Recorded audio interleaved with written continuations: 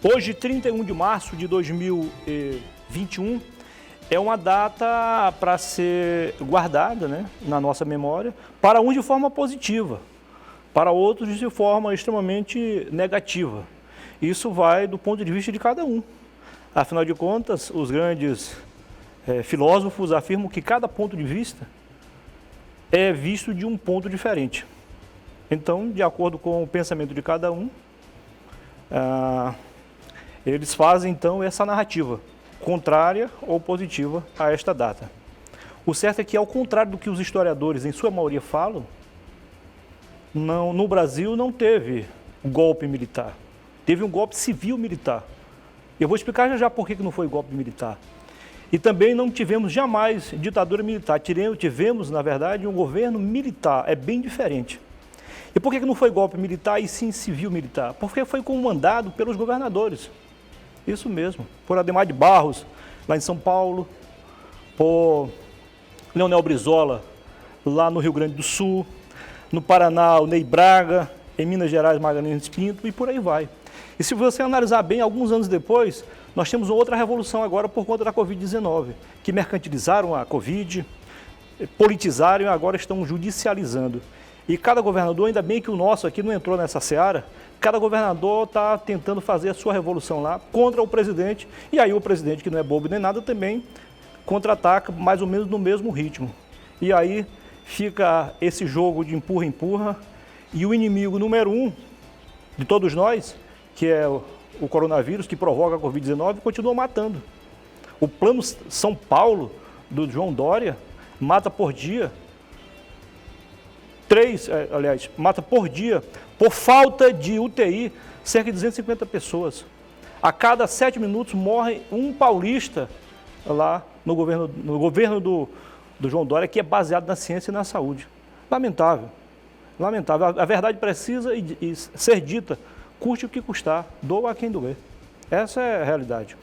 11h14, não vou me alongar muito não, porque nós temos uma entrevistada hoje que não esteve aqui ainda no programa, senadora Maílza Gomes, presidente regional do PP, ela que foi responsável pela condução do partido nessa eleição de 2020, que foi a mais positiva da história do PP. Eu vou dizer por quê, porque pela primeira vez, depois da vitória de Edmundo Pinto e Jorge Calume, respectivamente governador e prefeito, o PP consegue eleger o prefeito da capital, já tem o governador, então Tião Bocalon é o prefeito do PP, Gladson Cameril o governador, o PP elegeu também o prefeito de Cruzeiro do Sul, tem a presidência da Câmara na segunda maior cidade do Acre, a presidência da Assembleia e a presidência da Câmara da capital. Jamais um partido chegou a um nível tão alto.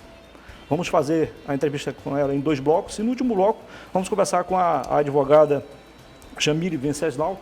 Nós vamos falar sobre a campanha, né, de combate à alienação parental. Nós temos um evento amanhã aqui em Rio Branco, e no dia 25, que é comemorado o Dia Internacional de conscientização da alienação parental, teremos um evento grande em São Paulo, e o primeiro, seria uma prévia, será amanhã aqui em Rio Branco. 11h16 no Acre, com apoio do Arasuper e também do Aramix, além da clínica e do laboratório do Dr. Lúcio Brasil, eu tenho o prazer de conversar agora com a senadora Maílza Gomes, presidente regional do PP. Seja bem-vinda, senadora. Muito obrigado por ter aceito o nosso convite. Obrigada, Muniz. Bom dia. Bom dia a todos que estão ouvindo esse programa, Rio Branco Notícias. Presidente, quando a senhora assumiu a presidência regional do partido, a senhora imaginou ter um cenário hoje tão favorável, politicamente falando, para o partido? Como eu falei agora há pouco, o PP está comandando o governo do Acre, 5 prefeituras, entre as quais a prefeitura de Cruzeiro do Sul, que é a segunda maior do Acre. Muniz, a gente trabalha sempre com a perspectiva de que as coisas, né, serão boas, darão Sim. certo. E dependendo do esforço que você faz, né, do trabalho que você desenvolve com seriedade, eu esperava sim um resultado, talvez não tão grande, né, não tão de sucesso, Sim.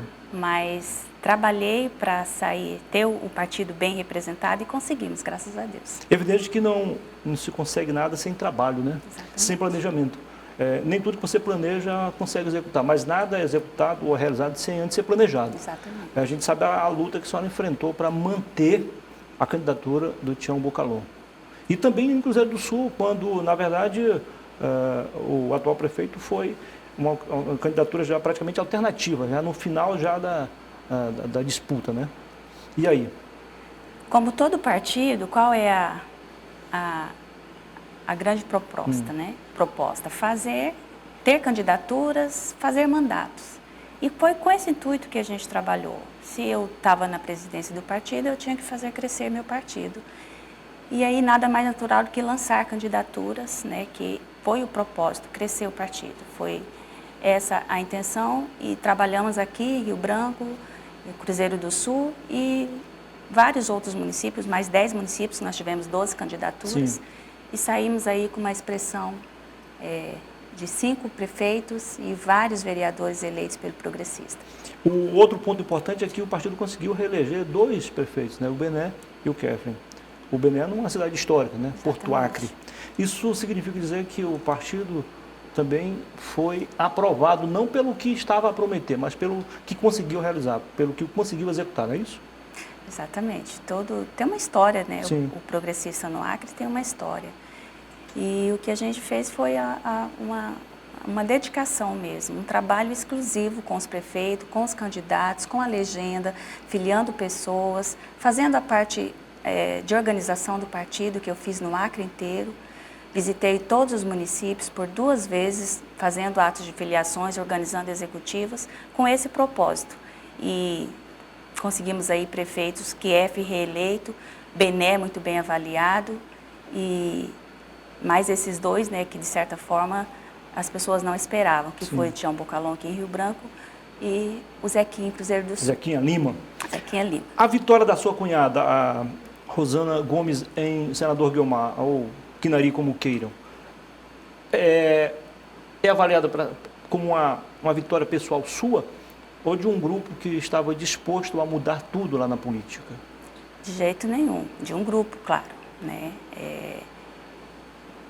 Claro que era meu desejo, como presidente do partido, né? Como pessoa que é do Quinari, e eu conheço, né? É minha cunhada, é uma pessoa que conheço, que convivi, sabia que ela tinha um potencial para fazer um bom trabalho pela cidade. Mas claro que isso tornou possível diante de conversas, diante de um grupo que pedia também essa candidatura. Eu vou convidar em breve a prefeita Rosana para fazer uma entrevista com a gente. Antes, porém, eu vou fazer uma pergunta a ela por sua intermédia. Evidentemente que o fato de ela ser sua cunhada, ser irmã do ex-prefeito James e filha do ex-prefeito Manuel Gomes, que foi um dos melhores prefeitos também lá, certamente aumenta ainda mais a responsabilidade dela agora, né? Sim, aumenta. A senhora conversou com ela sobre isso já? Já conversamos bastante, né, sobre como as possibilidades... A exigência é bem maior em cima. É bem maior. Todo mundo espera, né, um mandato aí que venha superar, né, os mandatos passados, que foi o do pai e do irmão. Mas ela está bem dedicada, bem concentrada e tem recursos já colocados no Quinari. Vai dar para ela fazer um bom trabalho e eu sei que ela tem esse compromisso com a população. Legal. Vamos dar uma paradinha parcial aqui na política, mas já já a gente volta a conversar sobre política. Vamos agora à questão parlamentar. A senhora está aí numa luta para frear esse projeto tido como um desmonte por parte do Banco do Brasil, que visa o fechamento de muitas, diversas agências pelo Brasil afora. Aqui no Acre, alguns municípios estão na mira, como Bujari, como Chapuri, Mâncio Lima. O que há de concreto no momento em relação à sua luta contra, esses fechamentos? Então, eu entendo que o Banco do Brasil é um banco público, para atender as pessoas, a população e, em especial, chegar aos lugares que mais precisam, né? A todos os lugares. Claro. E com essa proposta de modernização do banco, que não é ruim, é bom que se modernize, né? A tecnologia oferece tudo isso, mas a gente tem que entender que o banco ele tem um papel social, principalmente o Banco do Brasil, E eles não podem, em função do lucro ou em função da rapidez dos serviços, desconsiderar as dificuldades que a região tem, né? Os municípios isolados, mais distantes, as pessoas que lidam lá com o pequeno comércio, com a sua agricultura familiar, precisam muito do banco. E essa forma de trabalho que eles querem implantar faz muito bem, mas para as grandes regiões, para as cidades que você tem uma internet, que você tem a tecnologia fácil, que você tem as pessoas mais interagidas com isso. Ainda não é da nossa cultura, né? Essa Ainda não é. E lá distante, Muniz, não tem. Você não tem internet o tempo todo, as pessoas não sabem ainda lidar com essa ferramenta tão facilmente. Então, não é viável que se coloque esse modelo lá nesses municípios distantes e necessitados, onde estão tentando tirar. Eu estou lutando por isso, para que não façam isso, pelo menos por enquanto. Isso precisa de séries de outros investimentos para que a gente chegue nesse ponto de modernizar tudo. Aí, juntamente com isso, aí vem outro problema não menos complicado, que é a demissão de muitos trabalhadores, né? Exatamente. Diretos ou indiretamente. Além disso, a gente vai ter uma grande... muita gente demitida, que não é interessante, né? E lá na agência, a gente já tem uma carência, né, de emprego, principalmente aqui no Acre. E lá na agência, vai precisar da pessoa, do material humano. E isso vai ser muito prejudicial para a nossa região e para outras. O país tem muitas regiões ainda nessa situação. Senadora, eu estava vendo essa semana o seu colega de bancada, o senador Márcio Bittar, do MDB, relator geral do orçamento da União para 2021, ele tem sido bastante criticado pela forma com que se comportou, sobretudo na reta final, fazendo alguns ajustes no orçamento de uma pasta para outra, de um setor para outro. E segundo os opositores do senador, houve remanejamento de verbas importantes da saúde, da educação. A senhora, como senadora, qual é a sua opinião sobre essa intriga lá no Senado, entre oposição e situação? Olha, Muniz, eu votei no orçamento. A gente vive um momento difícil, principalmente para se lidar com o orçamento, né? É pandemia, nós tivemos aí 2020 praticamente voltado só para soluções, só para resolver problemas de saúde, e que envolve, né, todos os outros. Em tudo tem que se fazer um novo modelo. E não foi fácil. Eu sei que para o governo e para o Márcio, principalmente, que estava ali relatando, fazendo os ajustes, isso não foi muito fácil. Mas a gente precisa entender que tudo que foi, as decisões que foram tomadas, os ajustes que foram feitos, que seja para atender esse momento de pandemia. Foi tudo pensado para lidar da melhor forma com tudo isso. Né? Então, eu acho que foi bem discutido, foi feito muitas reuniões e ele tomou as decisões mais cabíveis que eu acho que o país estava precisando nesse momento. Senador, sem querer citar nomes, até porque não é esse o seu estilo de atacar ninguém, mas a senhora acha uma justificativa plausível, aceitável, um parlamentar dizer que votou contra porque achou o valor insignificante do auxílio emergencial? Aliás, o auxílio emergencial? Não, porque o auxílio emergencial é uma necessidade, é quase que moral nesse momento. E a gente sabe as condições que o nosso Brasil tem, né? Não é possível. É claro que o desejo de nós parlamentares, principalmente, e a necessidade da população vai muito além desse auxílio. Mas é o que podemos fazer no momento e é necessário. Então, o governo acho que está tomando as medidas que pode, né, que o país tem condições de cumprir. Agora, e o auxílio emergencial é um deles. Agora há pouco o presidente anunciou em rede nacional o início do pagamento, primeira parcela a partir do dia 6 de abril, portanto na próxima semana. Só que é diferente da primeira edição do ano passado, que contemplou quase 60 milhões de brasileiros desempregados, agora um pouco mais de 40 milhões. Os investimentos também foram bem menores, mas de qualquer forma, na sua opinião, isso pode ser um paliativo, pode amenizar o sofrimento e a fome espalhada aí todas as regiões do Brasil, de norte a sul, de leste a oeste? Não é suficiente, Murilo, a gente sabe que não é. Ele próprio admitiu isso. Vai ser uma ajuda, até porque as condições econômicas do Brasil não é possível, né, fazer muito mais. Mas é uma medida que o poder público, o governo federal, junto com o Senado, junto com a Câmara Federal, vai ter que estudar meios de fortalecer, né, de retomar a economia, fazer aí conversas que possam ajudar nesse sentido o governo a tomar decisões agora, né? Senadora, o governador Gladys Camille tem sido muito flexível, né, nas ações em relação ao combate, né, ao avanço do coronavírus, no sentido de salvar vidas, de proteger a nossa economia, só que acaba sendo criticado por um lado ou por outro, no momento, evidentemente, que a maioria aprova, sim, essas medidas. Qual é a sua opinião sobre tudo isso, sobre o fechamento do comércio em alguns dias na semana, determinados horários, no trato direto com as equipes médicas, cuidando dos infectados, seja na capital ou no interior? Como é que ela está vendo tudo isso?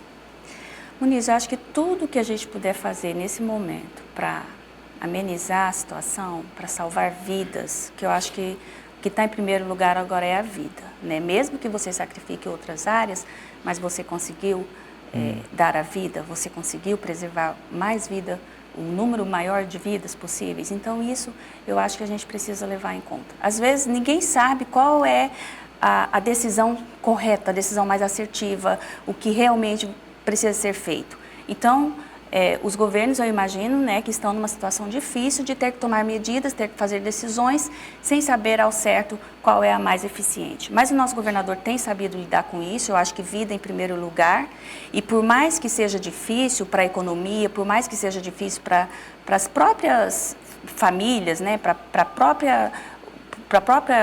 o social, né, para a vida social das pessoas, tudo que a gente puder fazer por vidas, agora precisa estar em primeiro lugar. Talvez não seja a solução, mas é o que podemos fazer nesse momento. Legal. Senador, embora eu não goste muito de fazer isso, mas por dever de ofício sou obrigado a fazer, nas redes sociais a gente percebeu há alguns dias, ainda bem que eu acho que isso já está sendo resolvido, verdadeiros ataques de assessores do governo contra os membros da bancada. Ele não perdoa ninguém, senadores nem deputados, seja de oposição ou de situação. E aí, evidentemente, que os assessores parlamentares não vão ficar parados e fazem um revide também. E isso tem causado, acredito que causou prejuízo a todos nós. Internamente, a senhora tem tratado isso com o governador? Como é que isso está no momento e até que ponto isso pode nos prejudicar? Olha, Muniz, eu tenho acompanhado as reuniões de bancada, os recursos. Eu acho que é mais uma questão de entrar num consenso e não criar situações políticas dentro disso. Toda a bancada tem trabalhado, tem enviado recurso.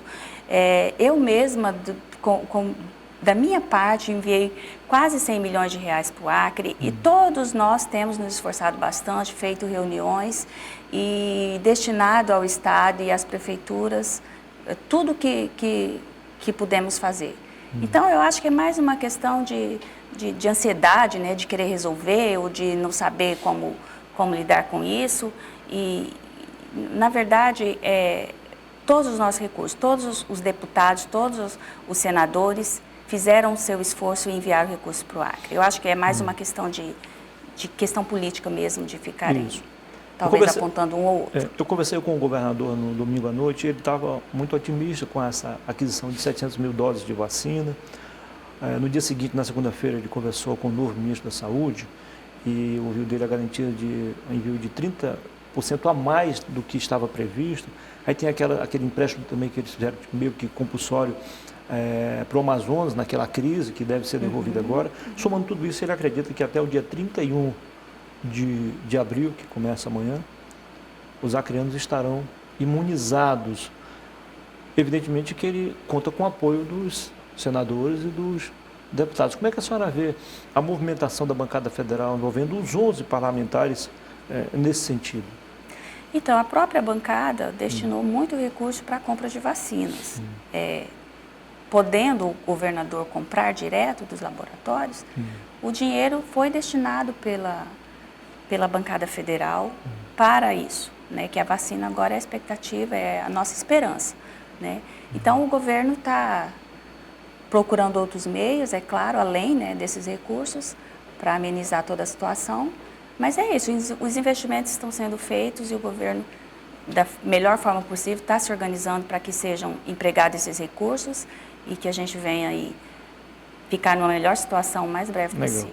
Senadora, 90 dias depois, qual é a avaliação que a senhora faz dos prefeitos Tião Bocalon, em Rio Branco, e o Zequinha Lima, lá em Cruzeiro do Sul, ambos do seu partido, e que tiveram todo o apoio do partido, principalmente da senhora como presidente? A senhora fala daqui a pouquinho, tá bom?